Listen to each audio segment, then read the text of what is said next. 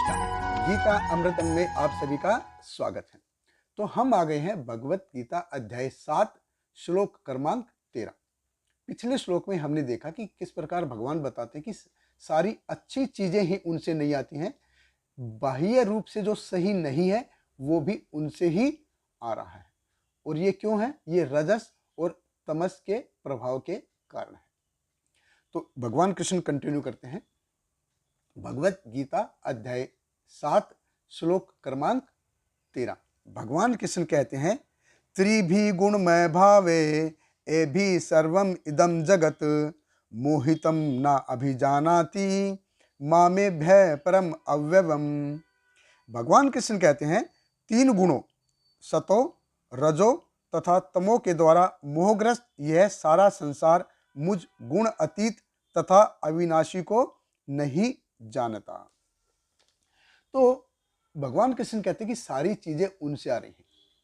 जब सब कुछ उनसे आ रहा है तो प्रश्न ये उठता है कि भाई ये जीव सृष्टि उनसे आ रही है, सारे मनुष्य उनसे आ रहे हैं, तो हम भगवान को पहचानते क्यों नहीं? हम भगवान को भूल क्यों जाते हैं? हम भगवान को याद क्यों नहीं कर पाते? हम उनके भक्त क्यों नहीं बन पाते? तो पिछले श्लोक में हमने देखा कि भगवान कृष्ण कहते हैं, मत एवती तान विद्धि न तो हम तेषु ते मई, कि सब कुछ मुझसे आ रहा है लेकिन मैं इन सबसे स्वतंत्र हूं, मैं इनसे परे हूं, मैं इन गुणों के अधीन नहीं हूं।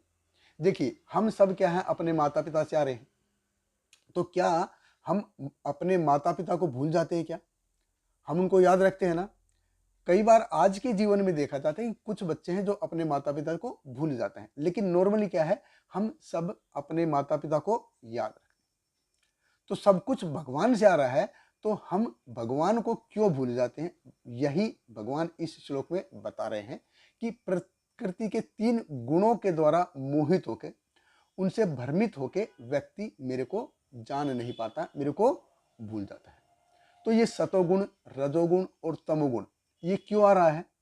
इनकी अभिव्यक्ति इसलिए है कि व्यक्ति भोग चाहता है, व्यक्ति भोग चाहता है। जो सतोगुण है वो इंद्रिय और मन के दमन का भोग है। रजोगुण में बहुत ज्यादा खुशी और बहुत ज्यादा शोक का प्रभाव है, और जो तमोगुण है ये अत्यंत मोह का प्रभाव है। तो जो मन और बुद्धि का जो कंट्रोल है, तो मन और बुद्धि के जो कंट्रोल का जो दर्जा है वो एक्चुअल में सत्वगुण से आता है। अत्यंत बहुत ज्यादा खुशी और बहुत ज्यादा शोक है वो रजोगुण के कारण होता है, और मोहग्रस्त जीवन है ये तमोगुण की अभिव्यक्ति है। और इन सब के कारण ही हम भगवान को याद नहीं कर पाते, हम भगवान को भूल जाते हैं। जो सतोगुणी व्यक्ति होता है वो ब्राह्मण कहलाता है, और जो रजोगुणी व्यक्ति है वो क्षत्रिय कहलाता है, और जो वैश्य है वो रजोगुण और तमोगुण का मिक्सचर है, और जो तमोगुणी व्यक्ति है वो शूद्र कहलाता है। और भगवान कृष्ण कहते हैं कि जो ब्राह्मण व्यक्ति है, जो सतोगुणी व्यक्ति है, वो भी मेरे को ठीक से समझ नहीं पाता, वो भी मेरे को ठीक से जान नहीं पाता है। तो जो बाकी जो रजोगुणी है और तमोगुणी है उनका तो कहना ही क्या, उनका तो कहना। तो हम भगवान कृष्ण कहते हैं कि जो व्यक्ति इन तीन गुणों के प्रभाव से मोहित होके वो भूल जाता है। एक्चुअली भूलना है क्या? तो सबसे पहले तो हम यही भूल जाते हैं कि भगवान का अस्तित्व है, कि भगवान नाम की कोई चीज है, कोई अथॉरिटी है। सबसे पहले तो हम यही भूल जाते हैं। अगर थोड़ा बहुत याद भी रखते हैं तो हम क्या अपेक्षा करते हैं कि तीन गुणों के अंदर में जो चीज है, भोगने लायक जो चीज है, वो भगवान हमको दे दे। तो सबसे पहले तो हम भगवान को याद ही नहीं कर पाते हैं, और याद भी कर पाते हैं तो हम भगवान से वही मांगते हैं जो तीन गुणों के अंदर है, तीन गुणों के अधीन चीजें। और इसी मोह के कारण हम भगवान को भूल जाते हैं।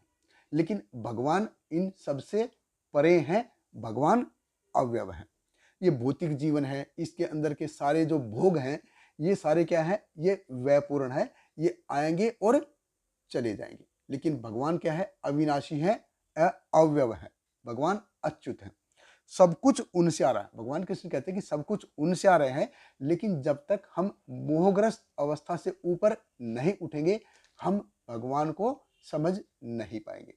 और भगवान कृष्ण हमको यही बता रहे हैं। बहुत बहुत धन्यवाद। हरे कृष्णा। श्रील प्रभुपाद की जय। हरे कृष्णा कृष्ण कृष्ण हरे हरे, हरे राम राम राम हरे हरे।